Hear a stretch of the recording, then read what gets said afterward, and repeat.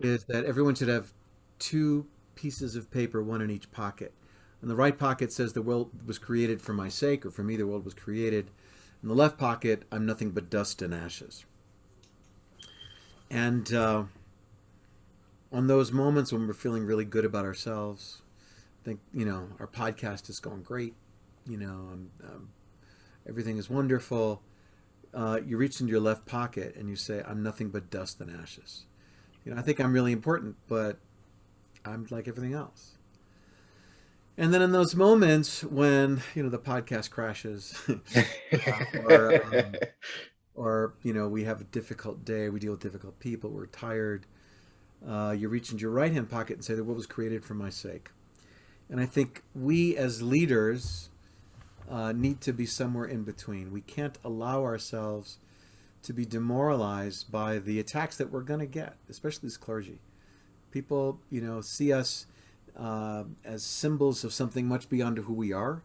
They, they, they take out their fears, frustrations, anger, all kinds of issues on us.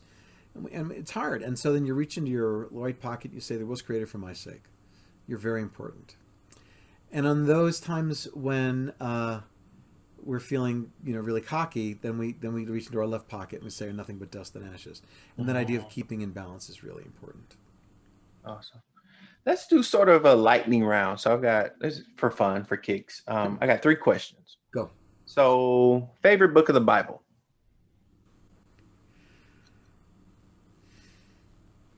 I'm thinking lightning, but I'm taking a long time answering it. Probably Genesis. Genesis. First thing you do in the morning, last thing you do before you go to bed at night. First thing I do in the morning is I let my dogs out so they don't tear the house apart. And the last thing I do at night is I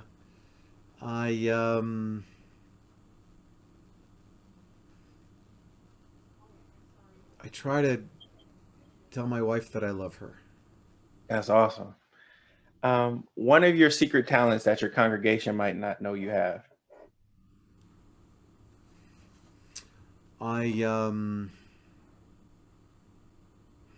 They know everything about me.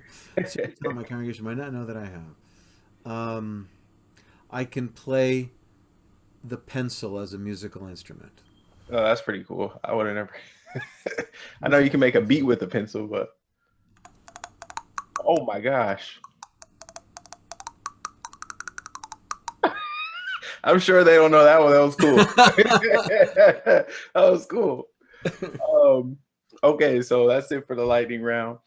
I always find it interesting talking to other artists. I'm a writer, so that's a bit artistic in some respects. So you write the poems, the songs, blogs, all these things. Can you tell us a bit about your creative process? Are you just getting this inspiration just from the media or something that happens in culture on a Monday or Tuesday? How do you go about that process? I think part of it's discipline. I mean, it's not always discipline. I mean, I've written songs that have come to me overnight. Just they were a gift. They were just sort of, here, this is yours. I wrote a song called Roadside Shrine, which was about an interaction I had in New Mexico about 20 years ago. Maybe not that many, 15, 16 years ago. I saw this roadside, the side of the road where someone there's been an accident and the family puts up a shrine to them. And this was a very elaborate one up in the mountains of northern New Mexico. I was driving by and something said stop. And I went over there, I stood in front of it, and this song literally came to me. It was a gift, painful gift. But that doesn't happen very often. Most of the time, it's just sitting down. So I've been on a Jag where I write limericks. And I wrote a limerick for every Torah portion in the Bible. I wrote a book called There Once Was a Man from Canaan, the 5 books of limerick, and literally every Torah portion. In Jewish tradition, you have a Torah portion each week, which is a couple chapters of the Bible. I wrote a limerick about it, and I just forced myself to do that. I've been writing music for 50 years, so but I'm trying to get better all the time. And so, to me, you just got to sit down and write. And sometimes you'll write something really amazing, and more often than not, it'll be crap. I've written songs. I'm in the process now of preparing to do another album of music. I have a sabbatical coming up in December, January, and I'm going to Hmm. record. And I have about 40 songs, and I'm not going to record them all. I'm trying to whittle them down to like 18 or 19, which is hard to do because some of them are just bad. And so the act, and I try and sit and just, I'm going to say, I'm going to just write and whatever it comes to mind.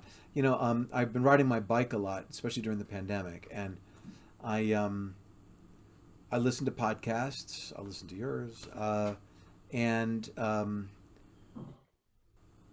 I'll hear something, and oftentimes I'll listen to podcasts, or interviewing artists or musicians or comedians or politicians, and they'll say something. So, for example, someone was talking about, I don't want to be the troll that lives underneath the bridge. So I said, okay, I'm going to write a song about a troll that lives under a bridge. Hi, is my appointment here? Yeah. Okay, thanks. Okay. All right, that's Patricia, who you spoke to, by the way. Ah, um, so I wrote a song about a troll, and it's not great, but I just, so I think for me, writing, there are times when I'm inspired, and you know, I feel compelled to write something. But if you're not inspired, you still have to do it. This summer, I'm going to go to a 5-day uh, retreat for songwriters, and I'm going to put everything away and just write every day. Um, and I think that's probably something I've learned more. I used to think, well, when the muse inspires me, I'll do it, but the muse is sometimes not there.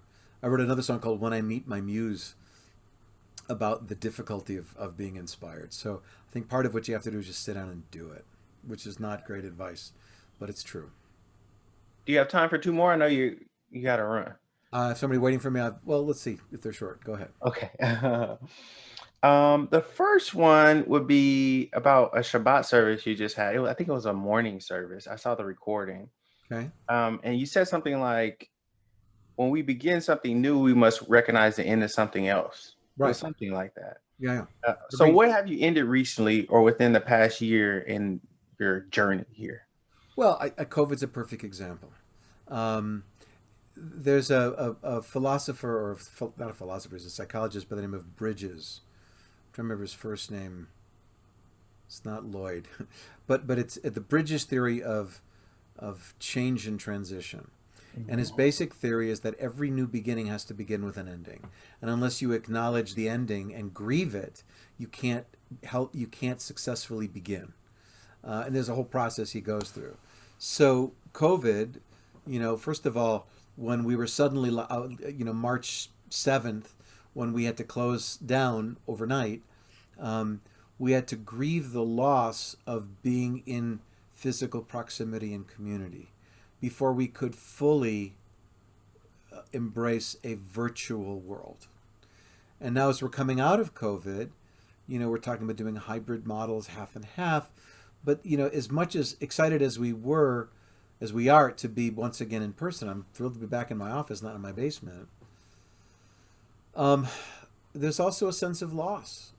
It's easy to go downstairs and not have to wear a suit and you know spend every day with my wife all day long and my dogs in the backyard or whatever. I Right. can't do that anymore. I'm in a schedule. I have to go to work. So you have to acknowledge both the loss and before you can appreciate the gain. Another perfect example is when I left. Before I came here, I was in Albuquerque, New Mexico for 14 years. A wonderful congregation, smaller, and this was an opportunity I couldn't turn down. It's a large congregation. It's a great pulpit, and I was very fortunate to come here. But it took me a year to really grieve the loss of not being the rabbi of Albuquerque before I could be the rabbi of Temple Emmanuel here in Denver. And you have to understand that. And that to me was that's a life lesson that I try to teach to everybody, no matter what you're going through. All right. Thank you. And last one, I have a book coming out called basically around the topic of risk. It'll be called Risky Leadership. So, Hmm. what's the riskiest decision you made thus far in your career?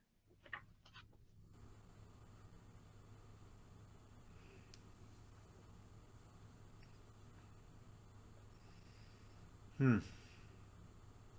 That went well or that didn't go well? It goes both ways sometimes, huh? Whichever comes to mind, whichever you feel free talking about. Well, I think going to Albuquerque probably, because I went from Minneapolis, Minnesota, in a thriving large Jewish community to a very small community, uh, but I loved it. It was a great decision. I guess one thing I didn't talk about the principle of leadership is failure, and how important failure is. And that's why I asked that other question. Whenever I hire a new team member, I always tell them that we're not afraid of failure. We learn from it. So if you give yourself permission to fail and learn from it, then you can take risks. They don't always pay off. Sometimes it hurts, All right. but you always learn. Mhm. So I guess that's it. Rabbi Black, thank you so much. I All right. appreciate it. I know the listeners will appreciate it.